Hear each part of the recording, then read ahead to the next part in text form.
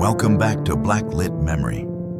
Tonight, we head south deep into the hardwood silence of Appalachia, past the last cell signal, past the weathered trail signs and faded warnings, into the fog-heavy hollows where maps blur and the trees never quite look the same twice. Here, the forest watches, and sometimes it leaves something behind. These are true-style survival horror tales from friends who found an archway that didn't lead back. To a father and daughter who discovered a camera that should have stayed hidden. To a solo camper who realized he wasn't as alone as he thought. If these stories leave you eyeing your compass twice or glancing over your shoulder at night, consider subscribing. Share this with someone who's ever hiked off trail or thought about it. And tell us in the comments, where are you listening from and how dark is it tonight? Now zip the tent, and if you hear bells, don't answer. The first time Trevor brought me here, I was 15 and too tired to argue. We'd bushwhacked off trail most of the afternoon, following some half-faded logging scar through the Blue Ridge foothills. That night, he showed me how to hang our food in a bear bag and tie knots one-handed. I remember being cold and sore and kind of mad at him until the stars came out and I heard coyotes howling miles off. I fell asleep listening to him hum some old Willie Nelson song while whittling by the fire. Trevor's been gone a year now. Died in a car accident last September, just outside Roanoke. Since then, I've been trying to retrace our old hikes, like if I could just walk every step we ever took. Maybe it'd add up to something. Closure, maybe, or just proof that I still remember. This spot about 4 miles in from an unmarked turnoff near milepost 72 was one we only camped at once. Overgrown, unlisted, and hard to find, which was probably why he liked it. The trail was steeper than I remembered.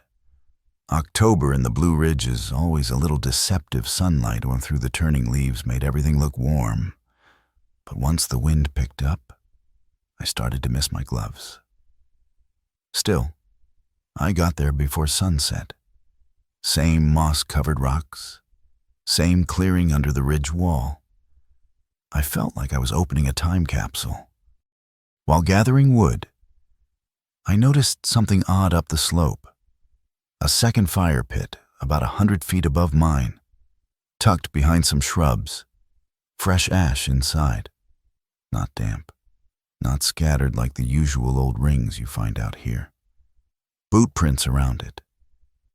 Deep enough to be recent, but no sign of a tent, no gear, not even a wrapper.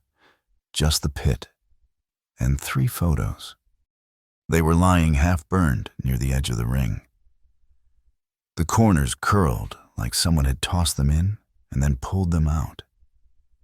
All of them showed people in outdoor settings, 2 men and 1 woman. Best I could tell, but their faces had been scratched out.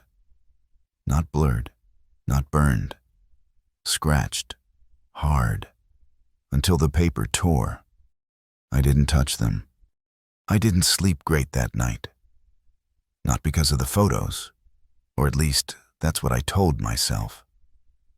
It was the cold, or the wind, or maybe just the ache in my legs. But every so often, I kept hearing something branches snapping in the brush. Slow and deliberate, not deer-like movement, too controlled. I sat up with my flashlight, listened. Silence. The moment the light went off, I'd hear another crack, always moving, always circling. By morning, I was half convinced it had been my nerves, or maybe raccoons. I made coffee, packed fast, ready to head out early. But when I pulled out my compass, the needle kept twitching. It wasn't spinning wildly, just refusing to settle. Off by 5. Maybe 10 degrees, no matter which direction I turned. GPS on my phone still worked.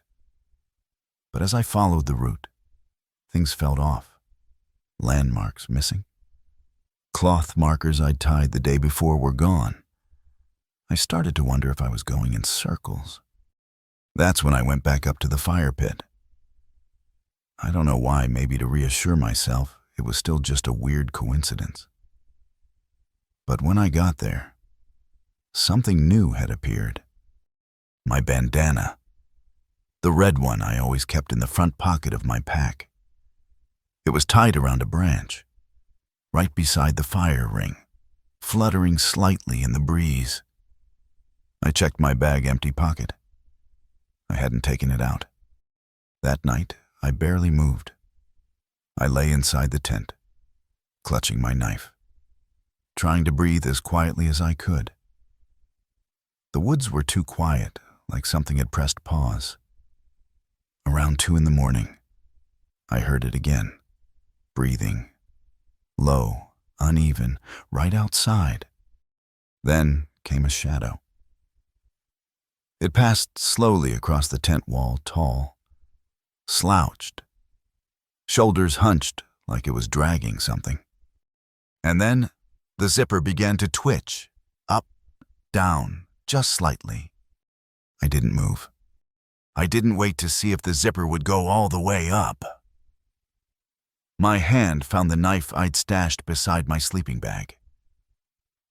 And in one motion, I slashed a hole through the back of the tent and shoved myself through it. Boots clutched in one arm, flashlight swinging from my wrist. I didn't even stop to put the boots on. I just ran, sock-footed across pine needles and rocks, the cold biting deep into my soles. Behind me, I thought I heard something stumble through the tent fabric, but I didn't dare look back. I scrambled uphill toward the ridgeline. In my head, I remembered a rocky outcrop where I'd had signal the day before. I tripped on a root, slammed into the ground hard enough to knock the wind out of me. But I kept crawling until I reached open stone. There, finally, one flickering bar showed on my screen. I texted Riley my location 3 times, just in case it didn't go through. No reply. I stayed there for hours, curled beneath my coat on the cold stone. The forest was too quiet. Not a bird, not a squirrel, not even wind. Even when sunlight began breaking through the trees, the silence held, like someone had muted the world. I didn't move until the light filled the hollow below me. I told myself daylight meant safety. Once I was sure my phone still had signal. I started downhill, boots finally on, hands scraped from granite. I followed the slope I was convinced would lead to the road, trying to recognize anything familiar. But things were off. Landmarks were wrong. The mossy boulder I remembered was bare. The tree I'd tied a marker ribbon to was now completely untouched. Not frayed, not torn, just like the marker had never been there. I changed direction. Then again, I pulled out my compass. It still jittered, twitching just a few degrees off true north. GPS worked, but the route it mapped didn't match the terrain I was walking through. I passed the same leaning tree 3 times. On the third, I noticed a gash in the bark shaped like a crescent moon, the exact mark I'd seen that morning. I wasn't just lost, I was looping, trapped in some kind of spatial knot. Worse, the sun wasn't moving. It stayed fixed in the sky, caught in some endless mid-morning light. And then, all at once, the color of the woods changed. Shadows lengthened. The trees turned copper and gold, not gradually, but all at once. I looked at my phone, 5:42 p.m. It made no sense. It had felt like midday seconds earlier. Panic took over. I started to run no longer toward a direction, but away from whatever was behind this. And that's when I broke through a dense patch of undergrowth and stopped cold. The clearing. The same one. The tent was standing again. My pack sat inside, zipped up and neatly repacked. The firewood was restacked beside the pit. My folded socks were laid out on the sleeping mat clean. Like nothing had happened. Like someone had cleaned up after me. I didn't go near it. I turned to leave. And that's when I saw them. Figures between the trees, half hidden. Not bunched together, but spaced apart. Slowly shifting along the edge of the clearing. Herding something.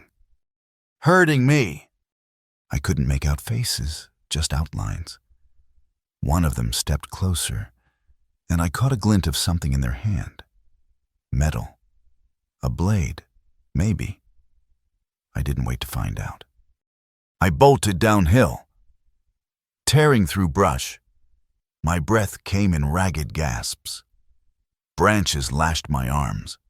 I slipped twice on wet roots. I didn't care. I just ran.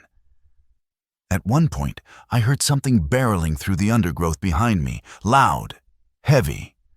My jacket caught on a branch, yanking me sideways. I left the sleeve behind. It wasn't until I saw the gleam of asphalt ahead that I allowed myself to believe I might actually make it out. My car was still there, parked exactly where I'd left it. Doors locked, no sign of damage. I threw myself inside, locked every door, and started the engine with shaking hands. I didn't look back. I just drove until I found a gas station with lights on and people inside, breathing. Riley never replied that day, but 2 nights later, he texted me back confused, asking why I'd sent him a photo of myself asleep in my tent. I hadn't. I checked the message. The photo showed my sleeping bag, zipped up, flashlight off. My face was half visible in the dark, and just beyond the tent wall, barely visible in the far right corner, stood a figure. Inside the tent, watching me sleep. I still have the photo. I wasn't trying to scare Lena with some wilderness bonding trip. Just wanted to do something that felt real. No Wi-Fi, no cartoons, no neighbors knocking on the door. I'd gone to the same creek with my dad when I was her age. He used to whistle while tying tarp knots, called the sound of flowing water the best sleep machine God ever made. He passed 2 winters ago, and I hadn't set foot in the woods since, until last weekend. We drove out Friday afternoon, me and Lena, just the 2 of us. She sat in the back even though I told her she could ride shotgun. Said she liked to pretend we were in a taxi. I laughed, let her be. By the time we reached the forest road, the sun was leaning low, staining the hills amber. Monongahela in mid-September is still forgiving warm in the day, cool at night, smells like bark and dry leaves. We set up by the creek, where the trees thinned out into soft moss. Mostly beech and hemlock. No other cars, no hikers, just us and the woods. That first night was calm. We cooked soup from a can over the fire, used my coat as a makeshift picnic blanket. Afterward, she wandered a little while I cleaned up, circling the edge of the tree line with that curious, quiet look she gets when she's thinking hard. I was folding the tarp when I heard her call out, "Dad, there's something in the tree." I walked over, and she was pointing at a big old hollow trunk. Looked like it had been struck by lightning years ago and just kept on living. Inside, nestled in the dark gap, was a disposable camera. Dusty, but not ruined. The kind you'd buy at a drugstore in 2003. A strip of duct tape was wrapped around it with faded marker ink that read, "Do not develop." I told her not to touch it. Said it was probably trash, maybe even dangerous. Old batteries could leak. She nodded, but her eyes stayed locked on it. On the walk back to the tent, she said it didn't feel like trash. It felt like it was waiting. I didn't answer. Next morning, we ate oatmeal by the creek and made plans to follow the water upstream. I packed a small day bag, and we hiked a few miles, Lena humming quietly. Me trying not to think about how quiet the forest was. Around noon, we found a clearing with another large hollow tree, and inside that one, another camera. Same model, same duct tape, same warning. Lena didn't say anything at first. She just stared at it like she already knew it'd be there. Then she looked across the creek and froze. "Dad," she whispered, "someone's watching." I looked, but all I saw was shifting leaves and filtered light. Maybe a raccoon, maybe nothing at all.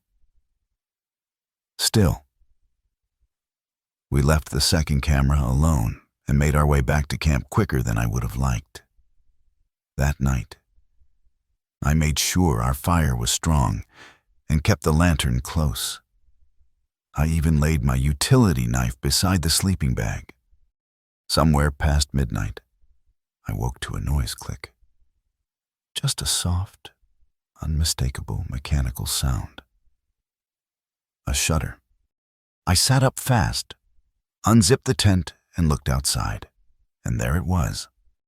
The second camera, sitting just a foot from the tent flap, damp with dew.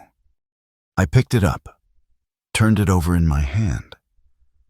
The film counter read 25/25, full roll. I was still staring when Lena whispered behind me, barely audible, "Dad, there was someone leaning over you while you slept." I didn't ask her how she knew. I just moved, shoved the camera into my jacket pocket, yanked open the tent, and started stuffing everything we had into the packs. Lena sat cross-legged at first, dazed, like her brain hadn't caught up to her mouth. But once she saw my face, really saw it, she stood up and started helping. We moved fast, quiet except for the zip of fabric and the rasp of tent poles coming undone. The whole time, I kept expecting to see someone, a figure at the edge of the woods, a silhouette by the creek. But the forest stayed empty, almost too empty. No wind, no frogs, not even the rustle of branches. Just our breath and our footsteps, and the occasional snap of something behind us, too heavy for a deer, too deliberate to be a falling limb. Every few hundred yards, I stopped and turned. Lantern held high, but there was never anything there. By the time we reached the car, I was soaked in sweat, and Lena's hand was ice cold in mine. I unlocked the doors, tossed our packs into the back seat, and started the engine without looking behind us.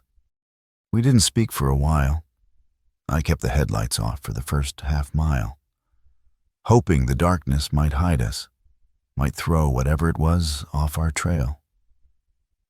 It still felt like something was out there pacing, watching. I was focusing on the road when I glanced at the passenger seat. Lena was holding the first camera, the one from the hollow tree, the one I told her not to touch, the one we left behind. I blinked.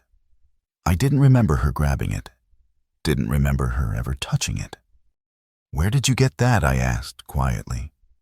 She didn't answer, just stared at it in her lap like it was something sleeping. something that might wake up if she moved wrong. I didn't push. I just tightened my grip on the steering wheel and said, "Throw it out the window." Still nothing. I didn't ask again.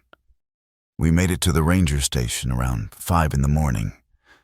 Lights off, doors locked. I left the engine running and kept the doors shut. Waited until the sky began to pale. After sunrise, we drove into town. Found a pharmacy in a strip mall that still had a 1-hour photo booth somehow. Against all odds. I handed both cameras to the sleepy-eyed kid behind the desk and told him we'd wait. Lena sat beside me on the bench, knees pulled to her chest, arms tight. She hadn't said a word since the car. When the prints came back, I didn't look right away. I just flipped through the stack, expecting blurry forest shots, random film junk. But no. The first few were trees, rocks, empty ground. Then one showed our tent, taken from the tree line. Another me, asleep in my bag. Then Lena, curled up on her side. Then the worst one. A shot from inside the tent. Grainy, but clear enough. A hand-long fingers. Pale skin hovering inches above Lena's shoulder. The rest of the figure was out of frame, like whoever took it was crawling low. Camera in hand. No blur, no flash. Just perfectly centered, perfectly still. I felt the blood drain from my head as I flipped to the last prints. My fingertips shook. The lights overhead buzzed faintly. Then I saw Lena's eyes shift, not at the photos, but past my shoulder. "Dad?" she whispered again, just like she had the night before. I turned slowly. In the back hallway, just beyond a plastic curtain. Someone stood, motionless, tilted slightly, like they'd taken a step and forgot the next one. One arm hung at a strange angle. I couldn't see their face, just the silhouette. I grabbed Lena. The photos spilled to the floor. We ran. The figure moved. Fast now, brushing the counter as the clerk yelled behind us. I didn't stop, didn't breathe until we were back in the car. Doors locked, engine roaring. I drove until my hands stopped shaking. The police took the cameras. Said there were no fingerprints on them, not even ours. Said the photos showed no motion blur, no flash, no mistakes. Whoever took them had been standing very still. Right above us, we haven't camped since. A week later, an envelope showed up. No return address. Just our names written in block letters. No note, no explanation. Inside a third camera, same model, same duct tape.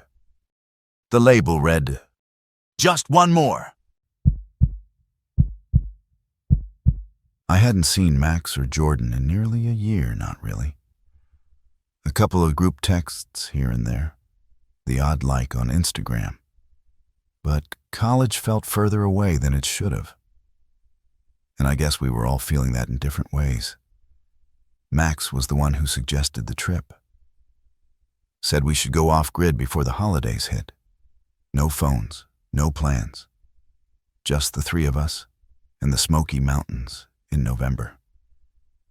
Jordan brought a flask. Max brought a topographic map printed off some hiking for him. I brought the tent. None of us brought enough layers. We parked at a small turnout and followed an old forest road until the markers ran out. Then we kept going.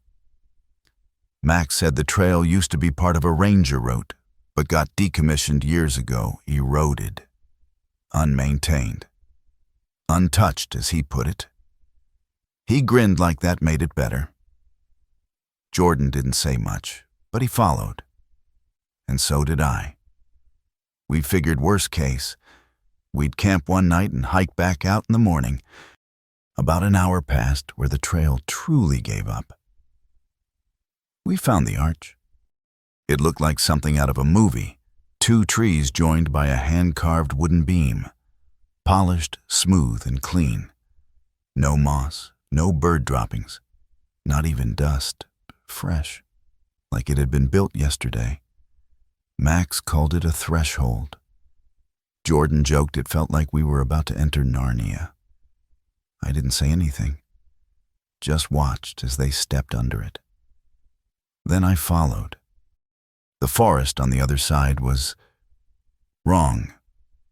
Not visibly, not in any obvious way. Same trees, same leaves, same cold, damp earth. But the air felt heavier. My ears kept popping like we were gaining altitude. And the birds had gone completely quiet. Even our steps sounded dull. We made camp early, half joking about how creepy it was. But you could tell none of us felt right. The fire wouldn't hold. It kept flaring and dying. Even though the air was dead, still no breeze, no wind. Max swore he felt movement behind him while gathering kindling. Jordan went pale after turning with his flashlight and swore he saw something tall, hunched, just behind Max's shoulder. Gone the second the light hit it. That night, we slept light. Or tried to. Every sound felt close. I remember waking up once thinking someone was breathing just outside the tent. I held still until my heart stopped pounding, then told myself it was one of the guys. The next morning, we packed up fast. Max tried to retrace the path toward the car, but the archway was gone. Just trees now, endless, quiet trees. I pulled out my phone for GPS. It spun for a while, then froze. The compass app was worse. No north, just an erratic needle twitching like it was confused. I started marking trees with my knife. Big, clean slashes at shoulder height. Jordan followed behind me, adding a second line beside each one.